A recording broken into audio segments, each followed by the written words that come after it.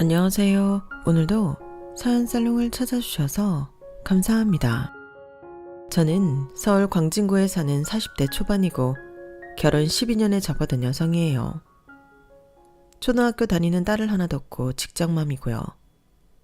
직장이라고 해도 제 개인 사업체인데 20대 중반부터 해서 벌써 15년이 넘어가네요.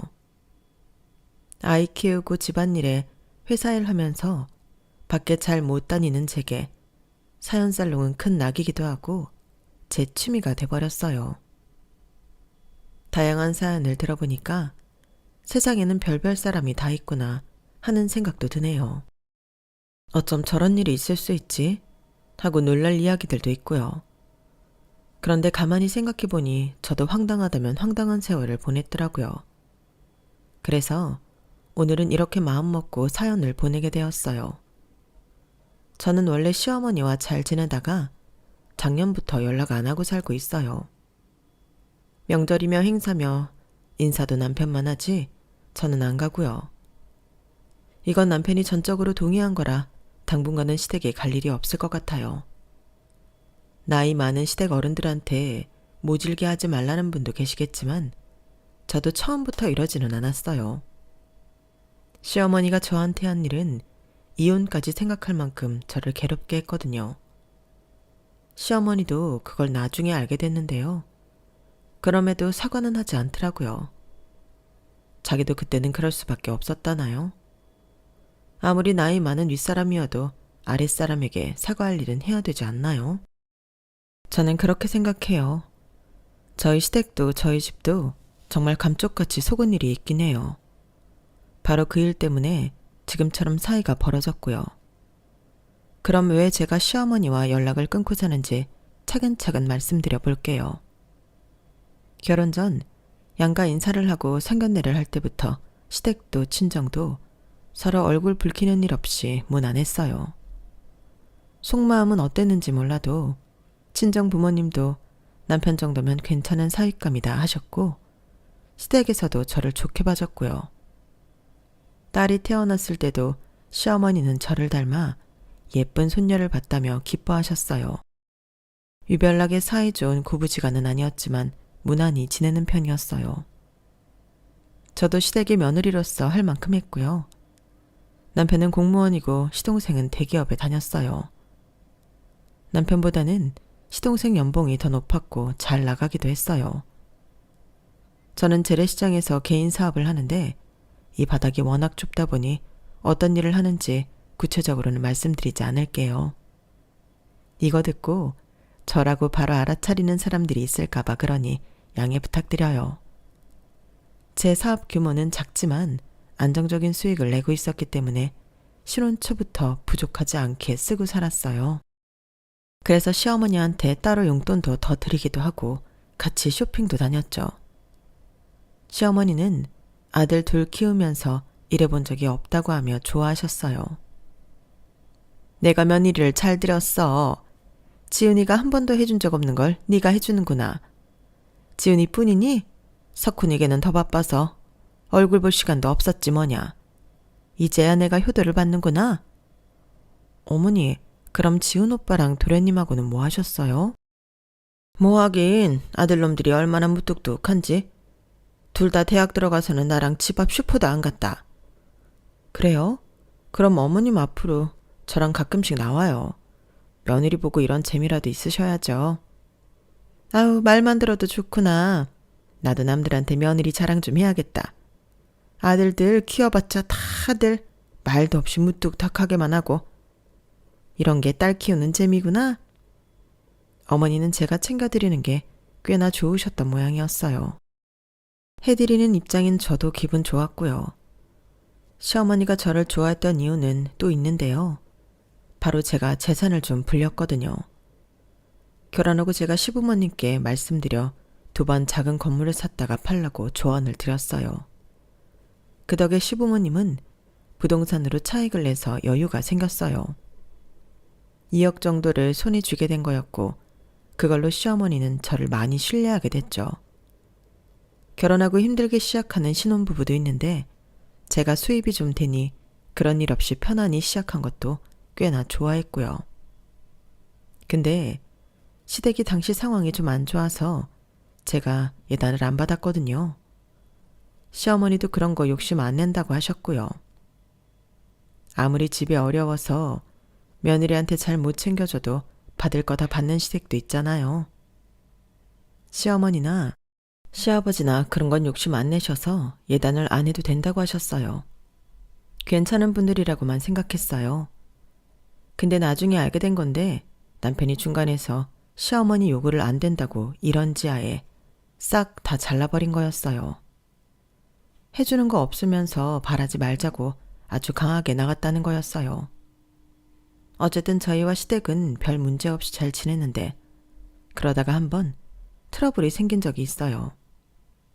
딸아이가 5살이 되면서 이사를 가기로 했고 이왕 이사하는 거 아이 학교 보낼 생각까지 하자고 좀 좋은 동네를 알아봤어요. 평수도 살던 데보다 큰 걸로요. 집값이 좀 나가기는 했지만 저희가 대출받으면 충분히 감당할 수 있었는데 시어머니가 안 된다며 말 그대로 난리를 쳤어요. 저희 집까지 찾아왔으니까요. 얘, 너 미쳤니? 네가 우리 돈 좀 만지게 해줬다고 배짱 부리는 모양인데 억대 대출 함부로 받는 거 아니야. 착실히 돈 모아서 집 살 생각을 안 하고 뭐 하는 거니? 애미 네가 우리 집 재산 좀 불려줬다고 이렇게 막 나가는 건 좀 아니지. 서아한테 들어갈 돈도 점점 더 많아질 거 아니야. 네가 지금 돈 좀 번다고 하지만 사업이라는 건 항상 위험이 있는 거 아니냐. 너 그러다가 우리 지훈이 등골 빼먹는 거 아니야? 솔직히 니네가 석훈이 같은 직업 가졌어도 이렇게 말리지는 않는다. 공무원에 시장장 사는 애들이 어디 그런 돈 많은 동네에 가서 살려고 하는 거야? 시어머니 말이 도를 넘고 있었지만 저는 꾹 참고 말했어요. 어머니, 그런 걱정은 안 하셔도 돼요. 그 정도 감수할 저축도 있고 저 괜찮은 주식도 있으니 서아 아빠 등골 빠질 일은 없어요. 그리고 만에 하나 무슨 일 생겨도 어머니한테 피해 안 가게 할 테니 염려 마시고요. 나중에 이렇게 말린 거 후회하지 마시고 저희 일은 저희가 알아서 하게 내버려 두세요. 엄마, 연주하자는 대로 할 거니까 더는 말하지 마세요. 지금까지 연주 말 들어서 손해본 거 없잖아요. 엄마도 연주 덕 봤으면서 왜 그렇게 반대를 하고 그러세요? 아유, 말이나 못하면. 그래, 니들 빚더미에 올라앉든 말든 나는 상관 안 할 테니 마음대로 해. 난 분명히 말렸다는 거 잊지 말아라. 근데 저희가 이사하고 그 아파트 값이 쭉 오른 데다가 제 사업도 전보다 더 잘 되니까 시어머니가 한 말이 좀 어이없었어요. 자기 아들이 결정을 잘했다는 거예요. 어쨌든 저는 기회를 놓치지 않으려 그 아파트를 팔고 좀 더 괜찮은 동네에 지은 지 5년 이내 아파트로 이사를 갔어요. 그러면서 처음 대출받은 거 갚았고요. 시어머니는 그걸 보더니 자기한테도 정보 좀 달라고 해서 제가 시댁이 이사 갈 만한 데를 알려줬어요. 시댁이 이사를 하고 난 후 또 값이 오르니 시어머니도 아주 싱글벙글 하더라고요. 남편은 시어머니한테 이제 제가 하는 거에 태클 걸지 말라며 한 소리 하더라고요. 그리고 저한테도 고맙다는 거였어요. 솔직히 엄마가 석훈이랑 나 은근히 비교하고 자존심 상하게 할 때 많았거든. 근데 연주 니 덕에 내가 그거 다 극복한다. 고맙다 내 마누라. 시어머니도 제 덕분에 돈재미를 본 게 한두 번이 아니니 저에게 돈 문제만큼은 아무 말도 안 하게 됐어요.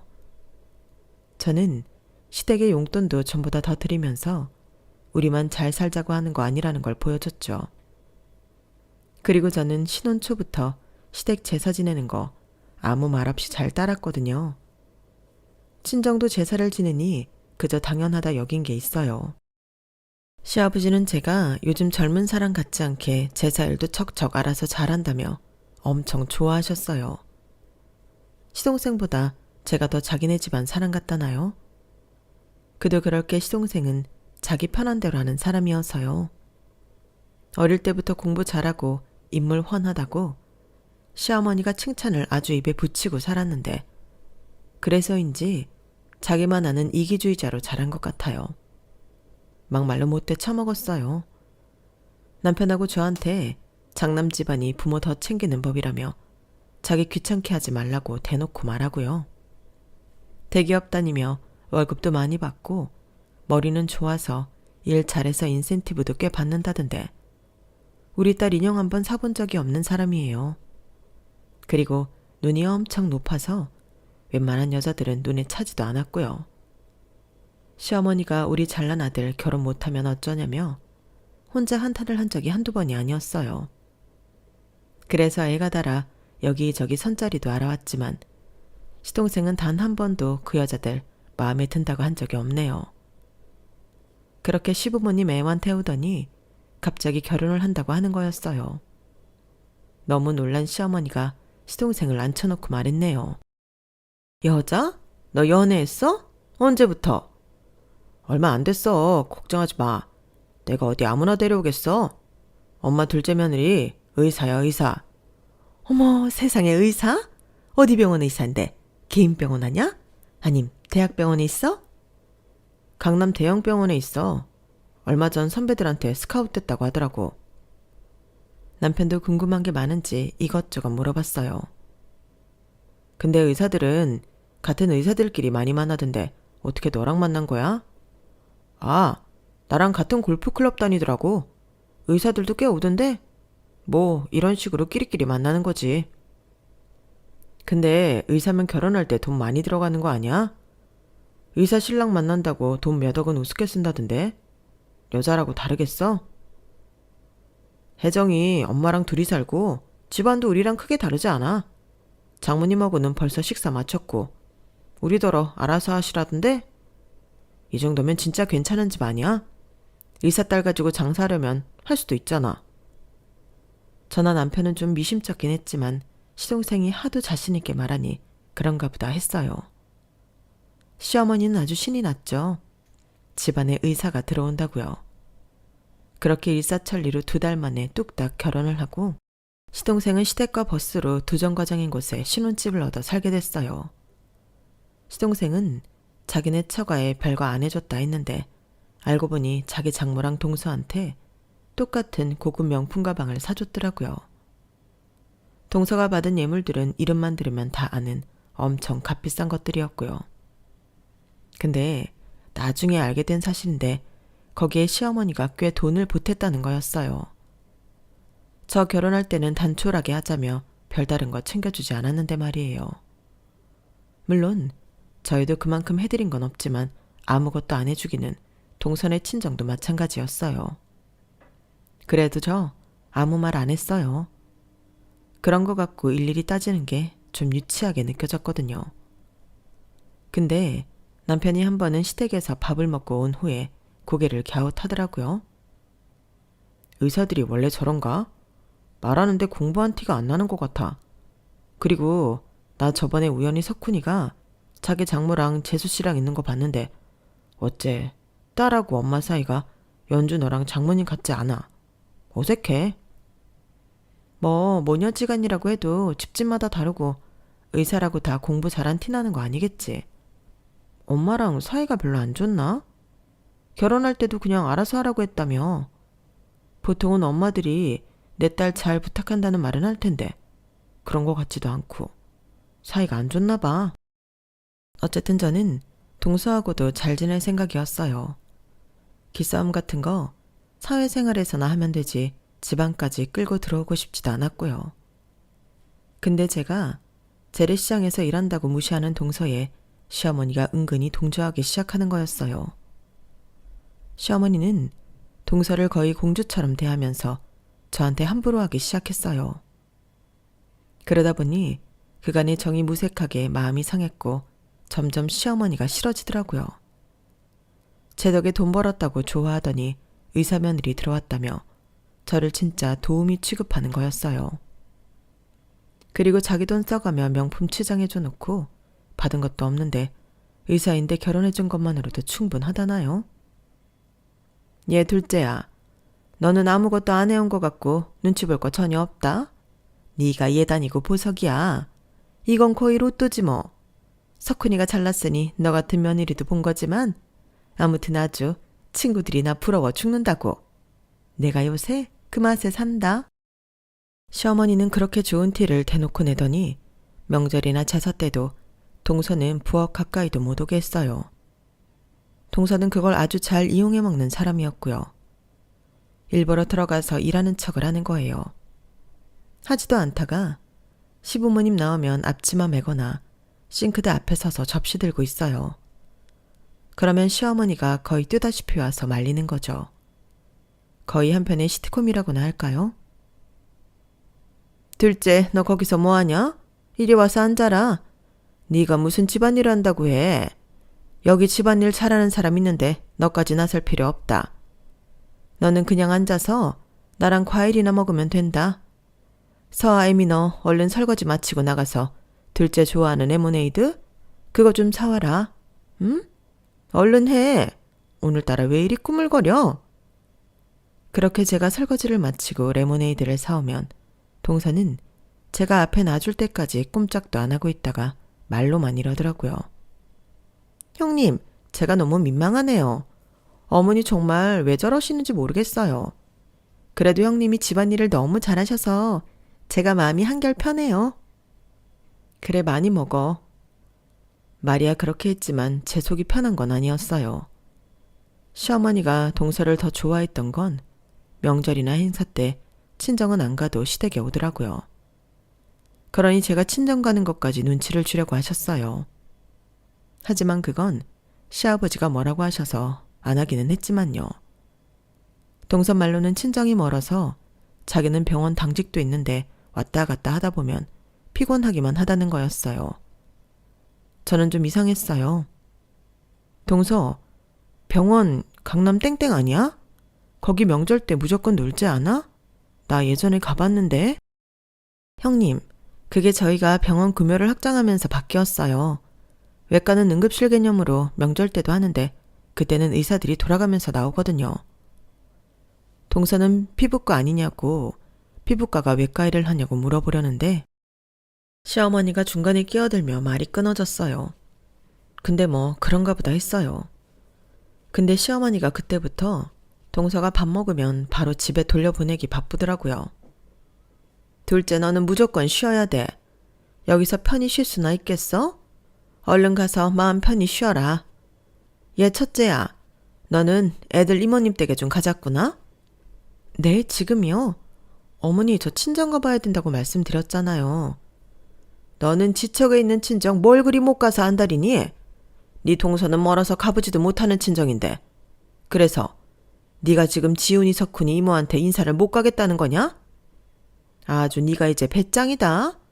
앞으로 우리 죽으면 제사도 안 모시겠어. 동서가 들어오기 전까지는 저 친정에 가는 거 말 한마디 한 적 없는 시어머니였어요. 그런데 이렇게나 변하다니 서럽기도 하고 화가 나더라고요. 솔직히 시어머니는 저희 딸 단 한 번 제대로 봐주신 적 없었어요. 친정 부모님이 알아서 다 봐주셨죠. 그렇다고 밑반찬을 한번 해준 적 있나요? 전혀 아니에요. 제가 돈 벌게 해줬으니 그동안 입 다물고 가만히 있었구나 하는 생각이 드니 참 서글프더군요. 시어머니는 시동생 신혼집에 가서 손수 청소까지 하실 만큼 지극정성이었어서 더 속상했어요. 반찬은 기본이었고요. 한 번은 동서가 감기 걸렸다고 하니 전복을 수사시장 가서 사오셔서 직접 죽을 끓여가지고 갖고 가더라고요. 저더러 사업 말아먹지 않고 유지하는 거 보면 일은 잘한다는 말만 하죠. 가족 모임이나 식사 때 저희가 부모님 부르면 시어머니는 꼭 시동생과 동서를 부르셔서는 그 집 부부 식사비까지 계산하게 시키셨어요. 그래놓고 시어머니는 동서랑 같이 5성급 호텔로 호캉스 가셔서는 저희 가족한테는 비밀로 했더라고요. 동서가 실수를 해서 제 앞에서 말하다가 알게 된 일이었죠. 그런데도 시어머니는 표정 하나 바뀌지 않더라고요. 시어머니는 동서가 들어온 뒤부터는 완전 동서에게 빠져서 저한테 정말 함부로 대했어요. 어느 순간부터 저는 더 이상 시어머니와 잘 지낼 수 없다고 생각하게 됐고 인간관계가 이렇게 얄팍한 건가 하고 씁쓸했어요. 시어머니는 어쩔 수 없구나 하는 생각도 했고요. 물론 시어머니랑 잘 지내는 며느리들도 있겠지만 저는 그러네요. 의사가 그렇게 대단한 건가 순간순간 우라가 치밀기도 했어요. 시동생은 자기만 아는 성격이라 남한테 뭐 하나 해주는 걸 본 적이 없어서 그건 자기 부모님한테도 마찬가지였어요. 그래서일까요? 시어머니는 동서가 나중에 자기한테 모든 걸 다 해줄 거라 믿는 것 같더라고요. 자기 아들 목까지요. 동서가 용돈도 많이 주긴 하더라고요. 시어머니가 저 들으라는 듯 말한 적이 있거든요. 내가 둘째 덕에 요새 아주 살맛이 제대로 난다. 솔직히 그동안 용돈이라고 친구들하고 같이 밥 사 먹는 것만도 부족해서 덜덜 떨며 돈 썼는데 이제는 뭐 내가 친구들 밥값까지 다 쏜다. 애들이 다들 내가 며느리 들어오고 나서 팔자 폈다고 얼마나 부러워하는데 뒤에서 질투도 하느라 쑥은대기까지 한다지 뭐냐? 어머니, 제 덕에 돈 많이 버셨잖아요. 그리고 아버님 연금 들어오는 것도 있는데 저희가 용돈 적게 준 것처럼 말씀하세요. 그러시면 저 서운해요. 저희 어머니 용돈 적게 드린 거 없어요. 누가 뭐래? 어쨌든 둘째가 많이 주는 건 사실 아니냐? 그런 말도 못하냐? 그러니까 너 너무 동서 부려먹지 말라고 하는 소리야. 안 그래도 요즘 둘째가 힘든지 아이 갖고 싶어도 뜻대로 안 되는 모양이던데. 너는 형님이 돼서 그런 투정이나 하고 있을래? 네가 윗사람이면 윗사람답게 보살필 줄 알아야지. 시어머니는 돈 잘 버는 의사 며느리가 용돈을 많이 주니까 노후를 돈 잘 버는 시동생과 함께 분명히 책임져 줄 거라 믿고 있는 거였어요. 그때부터는 저도 그동안 시댁에 보냈던 선물과 각종 노동을 안 하기로 했어요. 저는 다 해드리려고 나름 노력했는데 왜 기분 나쁠 정도로 동서에게만 신경을 쓰시는 건지요. 남편도 시어머니와 갈등을 많이 빚었어요. 나만 무시하는 걸로 모자라서 서아 엄마한테까지 그래요. 나는 참아도 연주랑 서아 무시당하는 꼴은 못 봐요. 계속 이러면 앞으로 집안일에 신경 안 쓸 테니까 그런 줄 알아요. 네가 지금 나 협박하냐? 그래, 네 마음대로 해. 시어머니와는 그렇게 사이가 나빠졌고 시아버지도 시어머니와 말이 통하지 않는다며 답답해 하셨어요. 근데 저는 어느 순간부터 동서가 좀 이상했어요. 동서랑 말을 하다 보면 희한하게 홀리는 기분이 들더라고요. 이상한 점이 한두 개가 아니었고요. 무슨 말이냐면 시어머니도 시동생도 동서가 일하는 병원에 가본 적이 없다고 했는데요. 시동생은 병원 근처도 가보지 않았더라고요. 어떻게 그럴 수 있나 싶었는데 동서가 일하는데 찾아오는 걸 싫어해서라는 거였어요. 한 번은 시어머니가 간단한 수술을 해야 해서 동서 병원에 가시라고 했더니 동서가 안 된다고 극구 반대하는 거였어요. 어머니, 원래 병원에 의사 가족들은 안 와요. 주변에서 무슨 특별 대우할까봐 다 곤두서서 지켜본다고요. 제가 뭐 해드릴 수도 없고요. 그러니까 마음 편히 다른 병원으로 가세요. 제가 잘 아는 정형외과 예약해 놓을게요. 에이, 그래도 엄마가 혜정이 너 있는 병원에서 수술하면 마음 놓이고 좋지.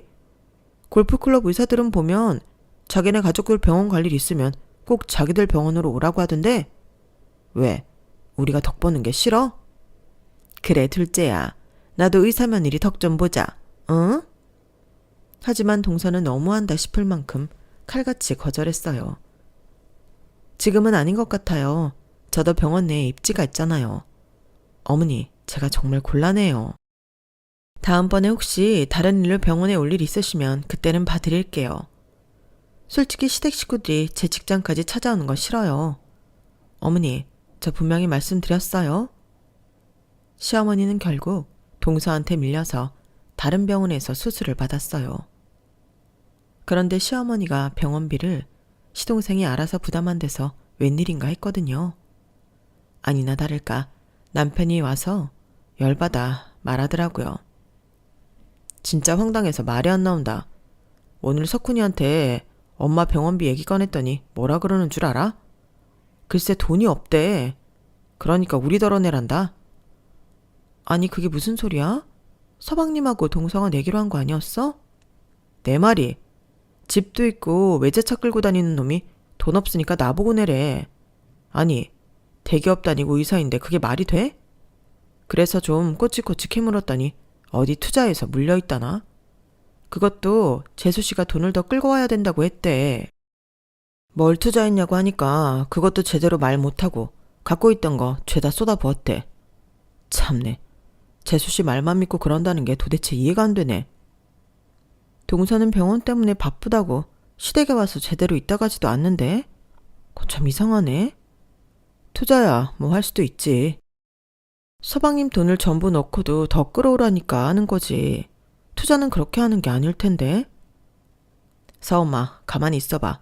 내가 좀 알아봐야겠어. 아휴 석훈이 저게 똑똑한 줄 알았더니 그게 아니었나?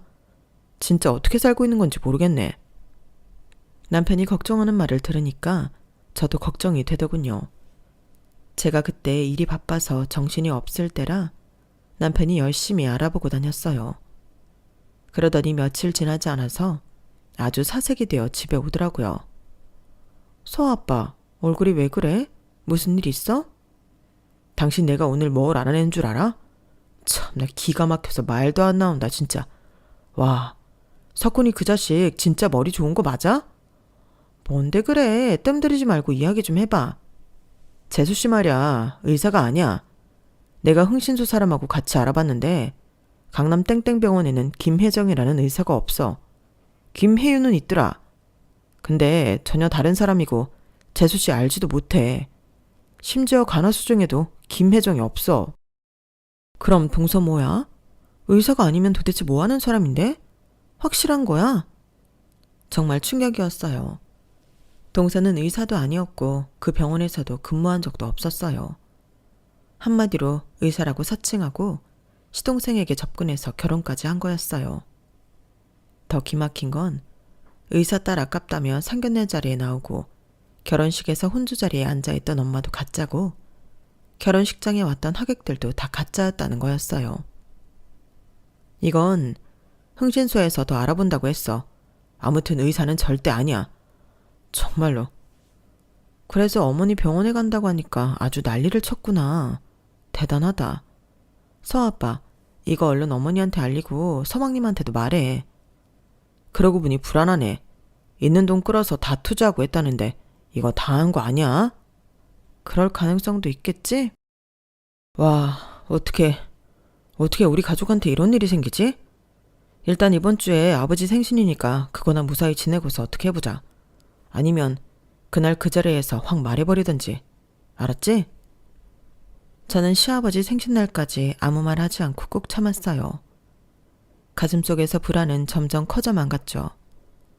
남편은 섣불리 폭로하면 동서가 어디로 잠적해버릴 수 있다며 일단 잘 지켜보라고 했어요. 시아버지 생신은 호텔 한정식 레스토랑에서 같이 하기로 했어요. 그런 자리는 절대 빠지지 않는 동서도 당연히 왔고요. 동서를 보는데 그날따라 어찌나 뻔뻔해 보이던지요. 그 여자가 정체를 알 수 없는 사기꾼이라는 걸 알고 보니 가슴이 막 쿵쾅거렸어요. 그런데 시어머니가 절 보더니 못마땅하다는 듯 혀를 찼어요.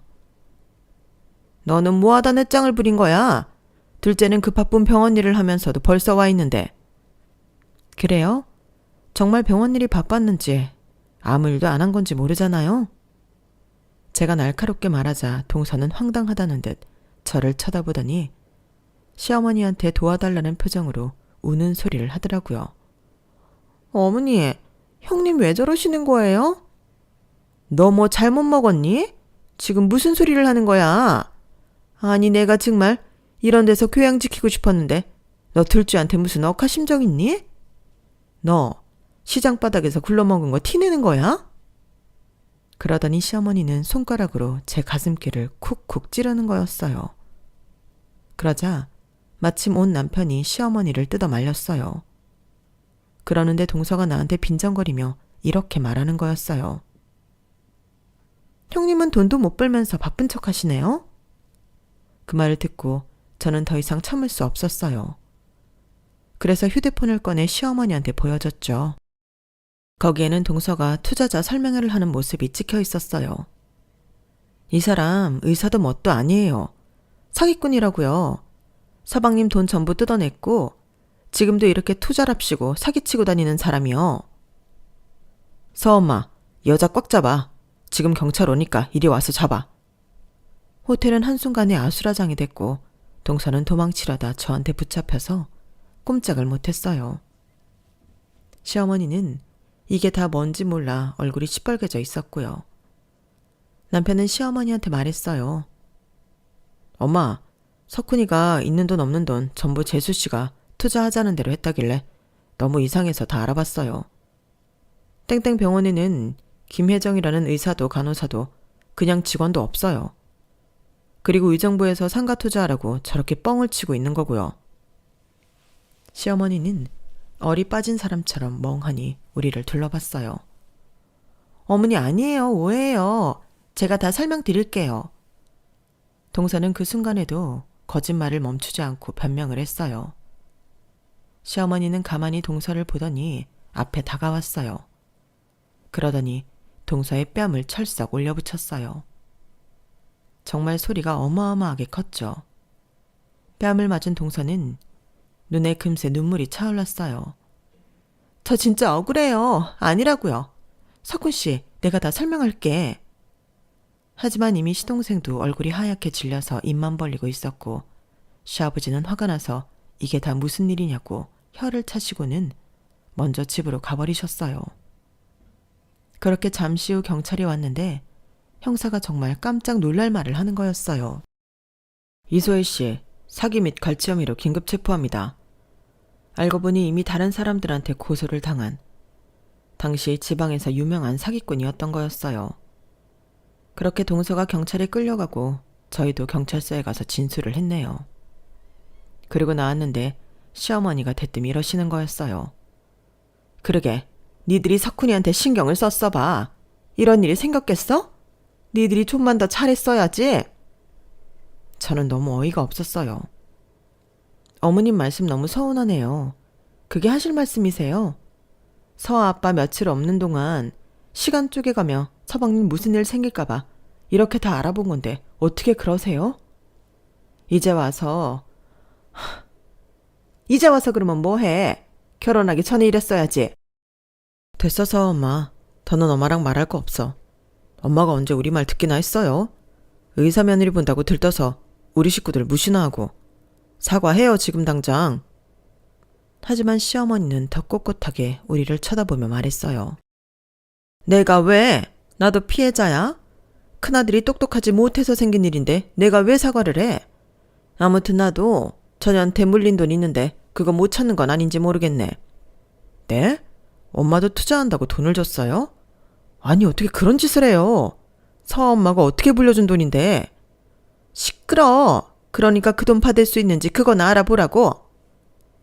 시어머니가 악을 쓰자 남편은 아주 작정을 한 듯 제 손을 딱 잡고 이렇게 말했어요. 됐어요. 이제 엄마하고 끝이에요 우리. 그런 줄 알아요. 앞으로 우리 찾지 마세요. 엄마 돈 찾던 말던 우리가 알 바 아니라고요. 가자. 엄마 혼자 알아서 하시라고 해. 저놈 하는 짓 좀 봐. 저러니 평생 칠푼이처럼 살지. 네, 저는 칠푼이라 재수씨 사기꾼인 거 알아냈고요. 어머니는 대단하셔서 그런 년한테 돈 뜯기셨습니다. 잘하셨어요. 저희와 시어머니는 최악의 끝을 맺고 말았어요. 동서는 이소혜라는 여자였고 경남 지역에서 사기를 치다가 도망쳐서 서울까지 온 거였다고 했어요. 경남에서 사기친 돈으로 골프클럽에 다니며 또다시 사기칠 사람을 물색하다가 허영심 많은 시동생을 보고 찍은 거였고요. 그런 얘기를 경찰에서 다 진술했다고 하더군요. 그 여자는 돈을 거의 탕진해서 통장에는 230만 원밖에 없었다고 해요. 시어머니한테 매달 주던 돈은 시동생한테서 투자 명목으로 받았던 돈들이었고 나머지는 아주 흥청망청 쓰고 살았더라고요. 시아버지는 시어머니랑 이혼한다고 했는데 시어머니가 싹싹 빌어서 이혼만은 면했는데요. 대신 따로 혼자 나가서 살라고 해서 집에서 나오시게 됐어요.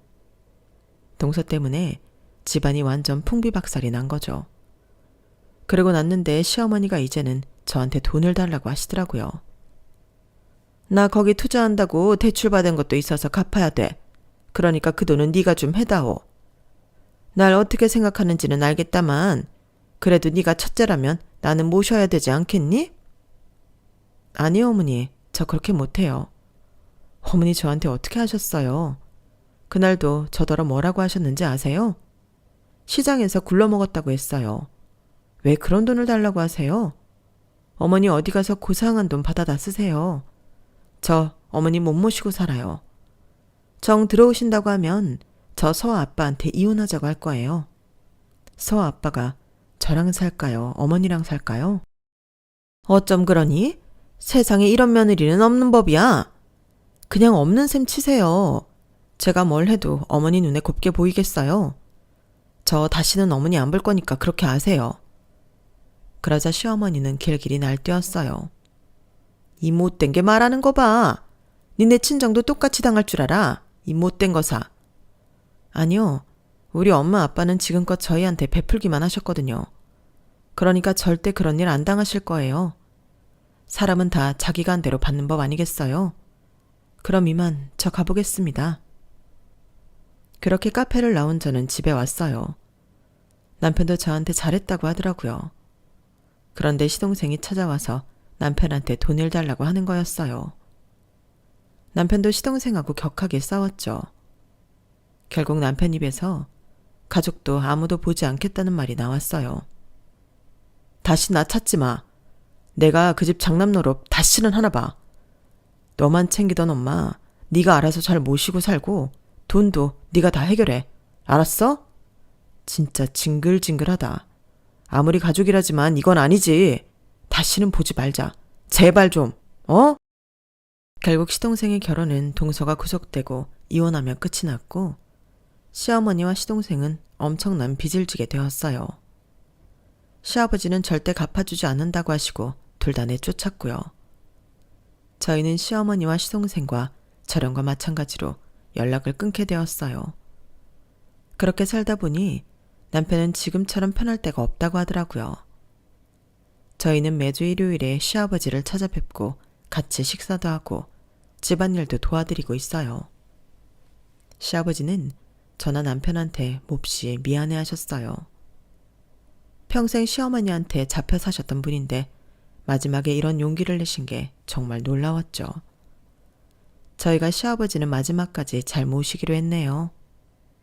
저의 사연은 여기까지고요. 다들 제 사연 어떻게 생각하시는지 댓글로 많이 남겨주세요. 그럼 들어주셔서 감사해요. 다들 행복하세요. 여러분, 사연 댓글에 응원과 현명한 조언 부탁드려요. 좋아요와 구독은 저에게 큰 힘이 됩니다. 오늘도 좋은 일 가득하세요.